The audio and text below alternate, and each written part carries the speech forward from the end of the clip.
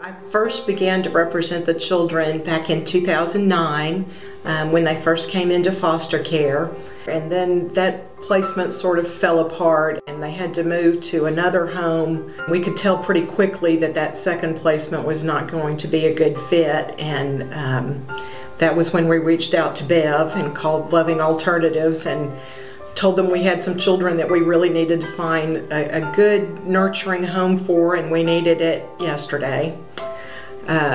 And pretty quickly the children were able to move in with the Simmons. When these kids first came to us, they had a lot of turmoil in their life, getting taken out of 2 previous foster homes. These are children that have had adults fail them, multiple occasions of adults failing them. We just really felt for these kids that we could help them see how much God valued them and loved them, and just surround them with His character. And that's what we did, and we saw a drastic change in their lives, and they went from fear and pain to laughing and just being normal kids who just wanted to be loved. Particularly because of the training that the Simmons had been able to do, they were so ready.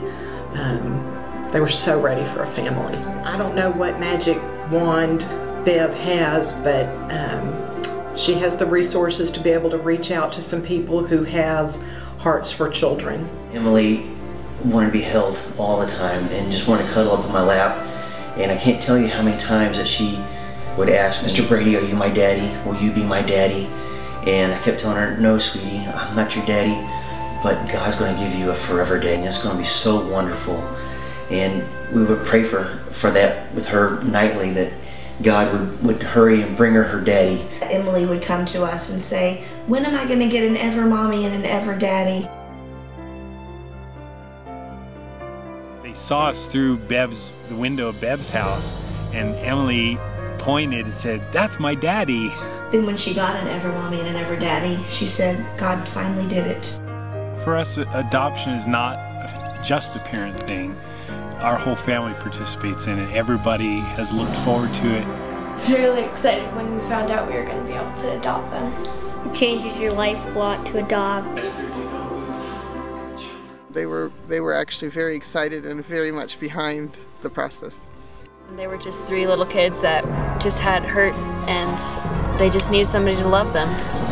One of the first things that I wanted to do was take a big family picture that included Emily, Josh, and Chloe, so that when they look at it, they can know that I'm a part of this family. These are the members of my family. And had it blown up to be 2 foot by 3 foot and hung it on the wall so that every day they can see themselves as a part of this family.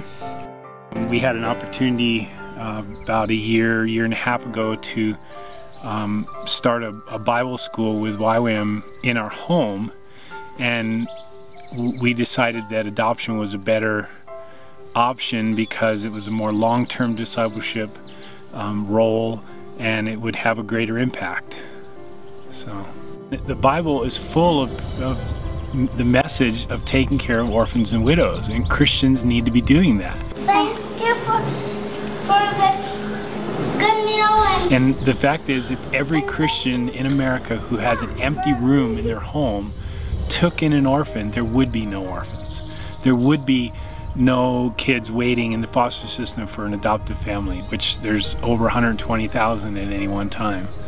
It's an opportunity for God to grow all of you, and your kids learn compassion, your kids learn to be kind, to be generous, and you learn to stretch, which is never a bad thing because it grows us to be more like Jesus. Hey, Mommy, here's another egg. I love her so much. I'm going to go swimming. To go swimming and stop in a bath and stop in that and you will put each other. The second day, actually, Josh got here, he was on the swing, and all of a sudden he goes, "Anna, you're the best person I've ever met in the world," and it was just so cute, and I just love him so much. Josh wrestles me, and he plays a little game when I'm on the mat and I can't go off the mat. We like to play blocks with, and Chloe built a chair and I built a huge tower. The greatest need these kids have is not financial, it's not for a place to sleep. I see it right now. They're looking for somebody who's going to be there for them, somebody who will love them, somebody who will care about them, somebody who will be kind to them. What these kids really need is the stability and security of a real family. Well, one of the things I did with Josh is I started just telling him, okay, tomorrow I want you to remember that I love you. And then throughout the day, numerous times I'd say, what are you supposed to remember today? And he'd say that you love me. And then after I'd done that for a week or two, I added to it and said, now I want you to remember that I love you and you're valuable. You love me and I'm valuable because God made me valuable and I can't make right choices. Yes. And your sisters are what? Princesses! Yes. And so I've added little things here and there to it. I can make right choices. He remembers that now. How do you know that I love you? Because you told me. How many times? Forever. Forever, huh? Yes. When do I stop loving you? None. None?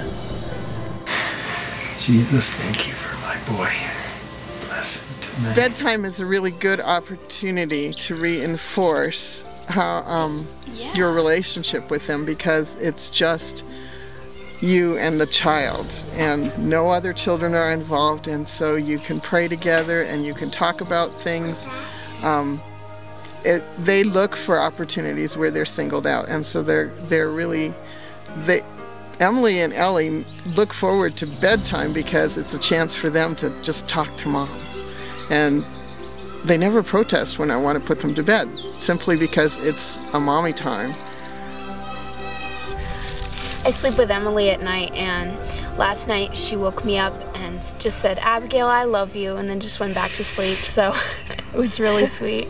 Josh sleeps in my room because all the little kids need to sleep with an older kid. So if they get scared, they can help them. Yeah, Chloe comes to me every night and asks me to pray for her. She loves being prayed over and she loves to pray.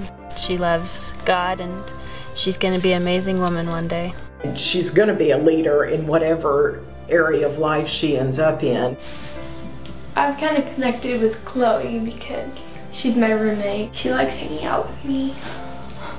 When I found out this was my room, I was really, really happy. Chloe is really, it's really important to her to be a part of the family routine. So she was very eager to take on responsibility. She wanted to be on the team. She wanted to be out there feeding chickens, gathering eggs, and we're gonna go deliver these eggs. Always looking for something to make her more a part of the family. Sit by me. Ellie, when I'm done with this, I'll come and sit by you. Sometimes I help water and feed the horses. I like having chores with animals because I like how the animals are made and how God made them. They're really nice and pretty. That's the baby calf that I saw being born. When we first got her, I was talking to her about God, and she said, I don't like God, he's mean. And I said, oh honey, you know, God loves you. And he's like, no, he doesn't. He would never have done all these things to me if he loved me.